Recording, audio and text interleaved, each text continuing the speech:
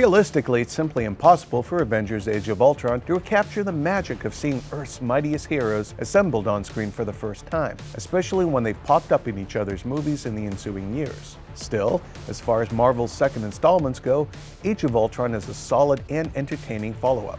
While the movie's often very funny, the story has an ominous core.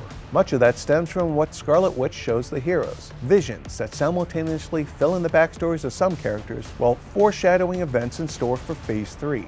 These revelations begin to show the cracks within the team, but it's ultimately the actions of Tony Stark that causes most of the bad blood between them.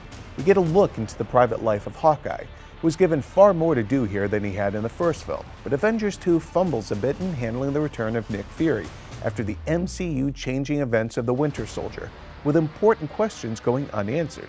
As glimpsed in the trailers, Black Widow has a thing now for Bruce Banner, a romance which seems to have come completely out of the blue given the aloof nature of her character and her past closeness to both Cap and Hawkeye. It doesn't feel earned, but rather an arbitrary reason to make Banner feel even more tortured and isolated.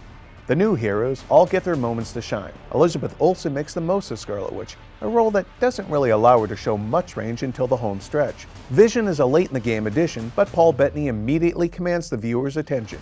And what of our villain? As portrayed by James Spader, Ultron is as brilliant and glib as his egotistical co-creator.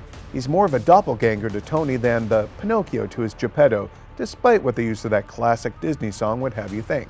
Loki may be the most charismatic MCU villain, and the Winter Soldier the most physically intimidating, but Ultron offers a perfect cocktail of the former's charm and the latter's aggression. It's a small miracle and a testament to writer-director Joss Whedon's talent that Avengers 2 doesn't simply collapse under its own weight. Every character gets a moment to shine and show us why they're distinct and engaging.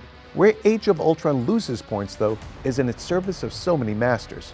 While overall it manages to balance most of the elements Whedon's tasked with incorporating, you'll nevertheless sense the gears of the story machinery churning, forcing setups to future films when audiences need to remain invested in what's transpiring here and not what will happen in a movie coming out years from now. Ultimately, Avengers Age of Ultron can't quite recapture what made the original movie so incredible. That said, it's still a lot of fun and offers plenty of great action and character moments.